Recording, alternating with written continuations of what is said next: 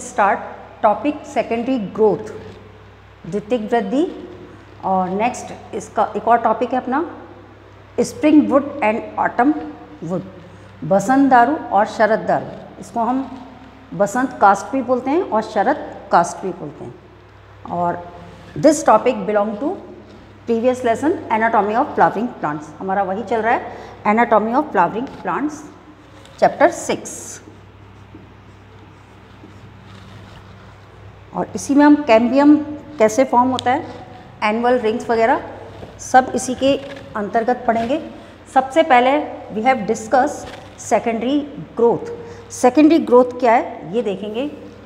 Secondary growth जो है root and stems जो है, सबसे पहले तो आप ये जानिए कि रूट और स्टेम जो है इनकी लेंथ जो है किससे, कौन से टिश्यूज से होती है, आपके एपिकल मेरिस्टम्स जो आपके शीर्षस्थ विभ्योजित की ऊतक होते हैं वो सहायता करते हैं ग्रोथ के अंदर रूट और स्टेम की। क्लियर? तो इसको हम क्या कहते हैं, प्राइमरी ग्रोथ। ये तो कहलाती है आपकी प्राइमरी ग्रोथ, प्राथमिक वृद्धि। आप पहले प्राथमिक वृद्धि समझ लीजिए।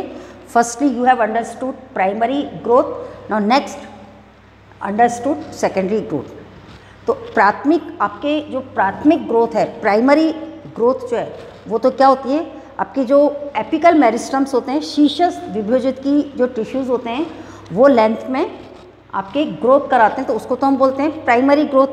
अब इसके बाद में मोस्टली, अब ये ध्यान रखिए, मैंने स्पेशली यहाँ पर डाइकोटिलीडन्स इसके ऊपर हाईलाइट डालिए।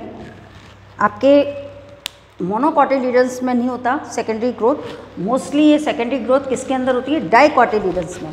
और डाइकोटिलीडन्स में भी हमें किसमें देखने को मिलती है, सीन करने को मिलती है, डाइकोट स्टेम्स के अंदर। डाइकोट स्टेम्स का जो आपकी एनाटॉमी है काफ़ी कॉम्प्लेक्स है, और इसके डायग्राम्स के अंदर हम मेडुलरी रेस, कैम्बियम ये भी बनाते हैं। आपके वेस्कुलर कैम्बियम जो है वो प्रोवाइड होता है किसके अंदर, डाइकोटिलीडन स्टेम्स के अंदर। So we understood secondary growth. हमें यहाँ पे किसको अंडरस्टूड करना है, सेकेंडरी ग्रोथ को। तो सेकेंडरी ग्रोथ में क्या होता है, जो आपके डाइकोटिलीडन्स स्टेम जो होता है उसके अंदर आपके प्राइमरी ग्रोथ के बाद में वो स्टेम जो है आप मोटाई के अंदर बढ़ने लगता है, उसकी थिकनेस होने लगती है। और इस थिकनेस में आपके कौन सा मेरिस्टम्स रेस्पॉन्सिबल होता है, लेटरल, जो किनारे के होते हैं, पार्श्वीय मेरिस्टम्स जो होते हैं वो थिकनेस बढ़ाते हैं प्लांट्स की, स्टेम्स की। और ये जो थिकनेस बढ़ती है, इस थिकनेस को ही, इसी को ही हम बोलते हैं सेकेंडरी ग्रोथ। और ये थिकनेस किसके अंदर होती है, सबसे ज़्यादा डाइकोटिलीडन्स स्टेम के अंदर। क्लियर? मोस्टली हमें इसी में देखने को मिलती है। Exceptions monocot, root and stem. और मोनोकॉट रूट और स्टेम्स के अंदर नहीं होती, ये ध्यान रखना। तो इस तरह से आपका पूरा कंप्लीट सेकेंडरी ग्रोथ क्लियर हो गया होगा कि डाइकोटिलीडन्स में जो ऊतक सेकेंडरी ग्रोथ में भाग लेते हैं वो कौन से ऊतक होते हैं, लेटरल मेरिस्टम टिश्यू। पार्श्वीय मेरिस्टम्स बोलते हैं उनको। एपिकल मेरिस्टम्स तो प्राइमरी ग्रोथ के लिए रेस्पॉन्सिबल हैं। ये भी ध्यान रखना कि प्राइमरी ग्रोथ के लिए तो कौन से टिश्यूज़ रेस्पॉन्सिबल होते हैं, आपके apical meristems. Now secondary growth के लिए जो टिश्यूज़ रेस्पॉन्सिबल होते हैं वो होते हैं लेटरल मेरिस्टम्स। लेटरल ये मेरिस्टम टिश्यूज़ होते हैं, इनको हम बोलेंगे, या मेरिस्टमेटिक भी बोल सकते हैं, मेरिस्टम्स भी, जिसको हम बोलते हैं पार्श्वीय विभ्योजित के या पार्श्वीय विभ्योजक तक ऊतक। ये रेस्पॉन्सिबल किसके लिए होते हैं, सेकेंडरी ग्रोथ के लिए। और प्राइमरी ग्रोथ के लिए आपके एपिकल मेरिस्टम्स टिश्यूज़ होंगे। तो ये ध्यान रखना आप। अब इसमें आपके ये जो सेकेंडरी ग्रोथ जो होती है इसके अंदर ये तो है ही, लेटरल तो हमने लिखे ही है, और साथ में आपके कौन कौन से, ये वेस्कुलर कैम्बियम और कॉर ये कैम्बियम भी होते हैं इसमें। वेस्कुलर कैम्बियम एंड कॉर्क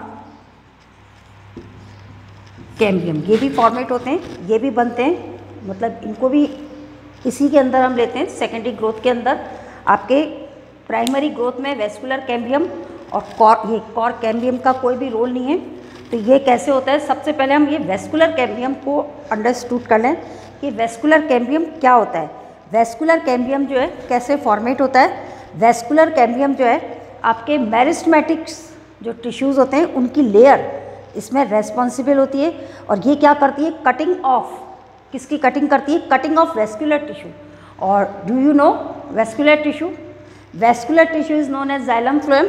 तो जाइलम फ्लोएम के बीच में कटिंग होती है, और इस जाइलम फ्लोएम के बीच में जो कटिंग होती है एक लेयर की मेरिस्टेमेटिक टिश्यूज़ की, these are known as vascular cambium. यानी मेरिस्टेमेटिक सतह जो है संवहन ऊतकों को काटती है, आप समझ रहे हो, एक मेरिस्टेमेटिक टिश्यूज़ की यानी विभेजित की ऊतक की एक सतह होती है जो जाइलम फ्लोएम को बीच में काटती है, और काटने के बाद में जो आपके जो स्ट्रक्चर्स बनता है उसको हम बोलते हैं वेस्कुलर कैम्बियम। क्लियर। अब आपके जो शैशनव तना होता है, शैशनव तना को हम बोलते हैं कोमल तना, आपके ग्रीन कलर का यंग स्टेम बोलते हैं इसको। तो इसमें जाइलम फ्लोएम के बीच में सिंगल लेयर बनती है किसकी, वेस्कुलर कैम्बियम की, और वो भी सेगमेंट में बनती है, खंडों के अंदर बनती है। और ये जो सिंगल लेयर बनती है फिर बाद में ये कंटिन्यूज़ हो जाती है, और कंटिन्यूज़ हो जाने के बाद में क्या होती है, यानी बाद में आफ्टर या later it's form complete ring, एक कंप्लीट रिंग बना लेती है। और ये कंप्लीट रिंग जो है, ये रिंग क्या कहलाती है, वेस्कुलर रिंग बोलते हैं इसको, हम बोलते हैं आपकी एधा रिंग बन जाती है। और ये किसके अंदर होती है, मोस्टली डाइकॉट स्टेम के अंदर। ये भी आप ध्यान रखेंगे कि डाइकॉट स्टेम्स के अंदर ही आपका वेस्कुलर कैम्बियम जो है फॉर्म होती है। अब इसमें ये जो आपके डाइकॉट स्टेम जो है इसमें प्राइमरी जाइलम और प्राइमरी फ्लोएम जो होते हैं इनके बीच में बनती है कैम्बियम, जो अंत्यपुलीय कैम्बियम या जिसको हम इंट्राफेसिकुलर कैम्बियम भी कहते हैं, के मध्यांश किरणों की सेल्स जो अंतरपुलियों के समीप होती है, इंट्राफेसिकुलर आपके इनके जो समीप होती है ये मेरिस्टेमी हो जाती है, और अंतरापुलीय कैम्बियम जो है ये बनता है, और इस तरह से कैम्बियम जो है एक कंटिन्यूस रिंग बन जाती है। वापस मैंने पूरा कैम्बियम रिंग कैसे बनती है ये है। अब कैम्बियम का जो रिंग जो बनती है वो लगातार बनना, छल्ले के रूप में बनना, ये क्या होता है आपके छल्ले के रूप में कैसे बनती है, या कैम्बियम रिंग कैसे एक्टिवेट होती है। तो इसमें कैम्बियम रिंग एक्टिवेट हो जाती है, और बाहर और भीतर दोनों तरफ नई नई सेल्स बनती हैं, और ये जो सेलें बनती हैं ये पित्त की तरफ अग्रसित होती हैं। पित्त आप जानते हैं एनाटॉमी के अंदर जो dicot, monocot, root and stem के अंदर सेंटर वाला पोर्शन होता है, वहाँ पर उधर की ओर बढ़ती हैं ये, और मैच्योर होने पर सेकेंडरी जाइलम बनाती हैं, और ये सेकेंडरी जाइलम जो हैं आपके पेरिफेरी रीजन की ओर टूवर्ड्स मतलब मूव करते हैं और सेकेंडरी फ्लोएम बनाते हैं। तो इस तरह से आपके भीतर की ओर तो जो इनर साइड है वो तो काफ़ी एक्टिव होता है, और जो आउटर साइड है वहाँ इतना एक्टिवनेस नहीं रहता है इसके अंदर, और सेकेंडरी आपके जाइलम जो है ये अधिक बनता है देन सेकेंडरी फ्लोएम के। तो इस तरह से आपकी सेकेंडरी फ्लोएम जो है इमीडिएटली एक आपके पिंड बन जाता है उसका, और प्राइमरी जाइलम जो है ये आपके धीरे धीरे शैने शैने दब जाते हैं, और द्वितीयक जाइलम अखंड रूप से रहते हैं। तो प्राथमिक जाइलम केंद्र में, अब ये ध्यान रखना, जो प्राइमरी जाइलम से होते हैं वो तो सेंटर में और सेंटर के आसपास बने रहते हैं, और उन स्थानों पर कैम्बियम पेरेनिकाइमेटस की एक सक्रिय पट्टी बन जाती है। और ये जो सक्रिय पट्टी जो होती है, ये सक्रिय पट्टी द्वितीय जाइलम और द्वितीयक फ्लोएम में से होकर अरीय दिशा में, आपके लॉन्गिट्यूडनल दिशा में, और मेडुलरीज रेज बनाती हैं। मेडुलरी रेज कहते हैं एक खड़ी आपके रेक्टेंगल सेल्स, और ये रेक्टेंगल सेल्स किसके बीच में बनती है, आपके इसी में वेस्कुलर टिश्यूज़ के मध्य में। तो इस तरह से आपका ये रिंग, ये कैम्बियम की रिंग फॉर्मेट होगी। अब आपके आता है next topic, spring wood and autumn would. What do mean spring wood and autumn would क्या होती है इसका देखो आप। स्प्रिंग वुड जो है बसंत ऋतु में या बसंत के मौसम में जो कैम्बियम होती है बहुत सक्रिय होती है, और बहुत अधिक संख्या में आपके वेसल्स बनती हैं। और ये जो वेसल्स होती हैं, वेसल्स जानते हैं किसकी होती है, जाइलम की, और ये वेसल्स जो होती है काफ़ी ब्रॉड हो जाती है, चौड़ी हो जाती है, और चौड़ी होने के बाद में बसंत के मौसम में बनने वाली इस कास्ट को हम क्या कहते हैं, बसंत दारू या अर्ली वुड्स कहते हैं। और सर्दियों में यानी ऑटम आएगा इसमें, सर्दियों के अंदर कैम्बियम कुछ कम सक्रिय होती है, तो आपकी जो वेसल्स है वो क्या हो जाती है, नैरो हो जाती हैं, सक्रिय हो जाती हैं। जाइलम की जो वेसल्स होती हैं ये क्या हो जाती हैं, नैरो हो जाती हैं। तो इस कास्ट को हम क्या कहते हैं, autumn would, late would.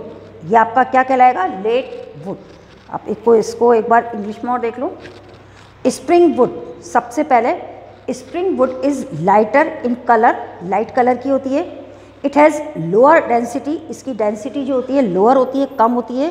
Where as the autumn wood, अब जबकि ये जो ऑटम वुड होती है इज़ डार्कर, डार्क कलर की होती है, और that appear as alternate concentric ring, सकेंद्रीय एक रिंग बनती है, अपीयर्स होती है और अल्टरनेट होती है, एक के बाद एक, पहले लाइट रिंग फिर डार्क रिंग, फिर लाइट रिंग फिर डार्क रिंग, ऐसे आपके स्टेम के अंदर फॉर्मेट होती है। और इस आपके इस तरह के रिंग के अरेंजमेंट को किसका, स्प्रिंग वुड का और ऑटम वुड से जो रिंग फॉर्मेट होती है इसके अरेंजमेंट को हम क्या बोलते हैं, annual rings. These are known as annual rings. और ये जो एनुअल रिंग्स जो होती हैं ये हमें कब दिखाई देती हैं, seen in a cut stem. जब हम स्टेम को काटते हैं, किसी भी एक मोटे स्टेम्स को हम जब काटते हैं तो उसके अंदर हमें दो तरह की रिंग्स दिखाई देती हैं, कलर लाइट एंड डार्क। तो ये लाइट एंड डार्क रिंग का बनना, it means spring would format होना एंड ऑटम वुड का फॉर्मेट होना। और इनका रीज़न क्या है, आपके जाइलम के अंदर मेन वाहिकाओं का चौड़ा होना, ब्रॉड होना, ये तो स्प्रिंग में होता है, और वाहिकाओं का नैरो होना ऑटम के अंदर होता है, कम सक्रिय होती हैं, और स्प्रिंग के अंदर अधिक सक्रिय होती हैं वाहिकाएँ, तो चौड़ी हो जाती हैं। इसमें एक्टिवनेस ज़्यादा रहती है स्प्रिंग के अंदर, और ऑटम में कम होती है, कम एक्टिव होती हैं। सो वेसल्स जो है आपके नैरो हो जाती हैं। और स्प्रिंग वुड जो है बसंत दारू के अंदर, बसंत वाला जो मौसम आता है उसमें वाहिकाएँ चौड़ी हो जाती हैं। वाई, क्योंकि एक्टिवनेस अधिक रहती है। तो इनमें ये दोनों जो चेंजेस होते हैं इनके कारण क्या होता है, आपके तने के अंदर, स्टेम्स के अंदर लाइट और डार्क एक रिंग फॉर्मेट होती हैं। तो ये जो रिंग्स हैं इनको हम क्या बोलते हैं, एनुअल रिंग्स।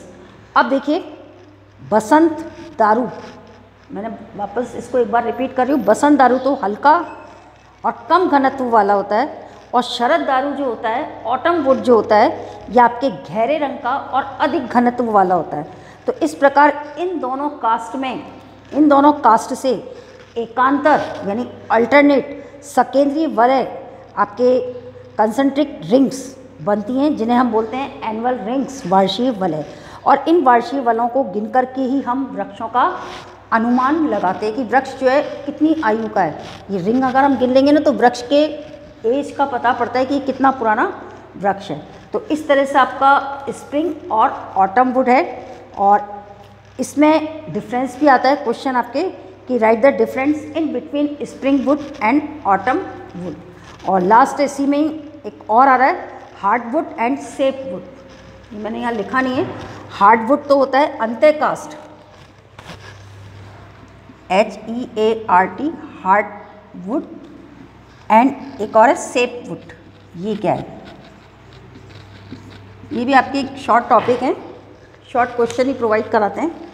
आपके लंबी आयु वाले जो वृक्ष होते हैं उनमें सेकेंडरी जाइलम का अधिकांश भाग आपके स्टेम के सेंटर पोर्शन में और भीतरी भाग मतलब ब्लैक ब्राउन कलर का हो जाता है।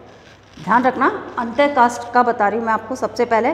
तो ये जो अंत्यकास्ट होती है ये आपके ब्लैक एंड ब्राउन कलर की हो जाती है। तो इससे हम क्या कहते हैं, कठोर दारू, हार्डवुड। आपके ये हार्डवुड कहलाएगी। हार्डवुड का मीनिंग समझ में आ गया आपको। सेकेंडरी जाइलम जो होता है ये क्या होता है, ज़्यादातर स्टेम, और ये भी ध्यान रखना स्टेम्स के अंदर फॉर्मेट होता है। ये जो टर्म्स है किसके अंदर आती है, स्टेम के अंदर, अंत्यकास्ट।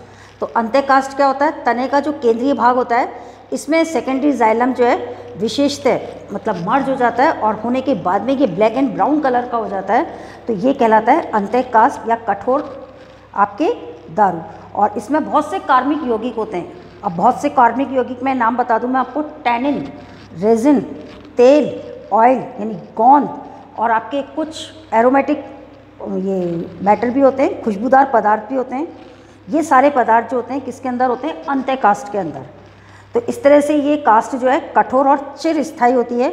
और ऐसी जो वुड होती है इसमें जो माइक्रो ऑर्गेनिजम्स जो होते हैं, कीड़े वगैरह नहीं लगते। ये आपके जो सारे जो हमने अभी कंपोनेंट्स बताए सारे, ये क्या करते हैं कि मतलब बचाते हैं आपके कीड़ों मकोड़ों से। ये वाली जो वुड जो है बस्ती इसमें लगते नहीं है, तो ये आपकी, इसलिए इसको हम हार्डवुड बोलते हैं। अब आपके एक और है इसमें सरदारू। सरदारू क्या होता है? इसके अंदर देखिए कुछ क्षेत्र ऐसे होते हैं स्टेम्स के अंदर जिसमें मृत तत्व होते हैं और भित्ति बहुत ही लिग्निफाइड हो जाती है, जिसको हम बोलते हैं हृदय दारू। तो ये भी अंतःकाष्ठ का ही रूप है। और अंतःकाष्ठ में ये ध्यान रखना, वाटर का कंडक्शन नहीं होता, पानी का संवहन नहीं होता है। और ये मेन इनका फंक्शंस क्या होता है? स्टेम्स को मैकेनिकल सपोर्ट प्रोवाइड करना। तो सेकेंडरी जाइलम की जो पेरिफ्री क्षेत्र होता है, पेरिफ्री रीजन जो होता है, उसमें सेप वुड, रस वुड जो है उसको कहते हैं पेरिफ्री रीजन को। और हार्डवुड का तो मैंने आपको सेंटर रीजन बता दिया था, केंद्रीय भाग। और जो पेरिफ्री रीजन होता है वो सेप वुड कहलाता है।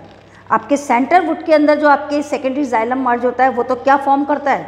आपके हार्डवुड, अंतःकाष्ठ। और जो पेरिफ्री रीजन जो होता है सेकेंडरी जाइलम का, वो आपका सेप वुड फॉर्मेट करता है। ये लाइट कलर का होता है और इसमें आपके सजीवों में मृदुतक कोशिकाएं होती हैं, सजीव कोशिकाएं होती हैं, पेरेन्काइमेटस। और ये आपके वाटर और मिनरल्स को कंडक्ट करता है, यानी जल और जो खनिज लवण जो होते हैं उनका संवहन करता है सेप वुड। लेकिन जो हार्डवुड होता है वो आपके वाटर का संवहन नहीं करता। तो इस तरह से आपका ये एक छोटा सा टॉपिक था। क्लियर? Thank you.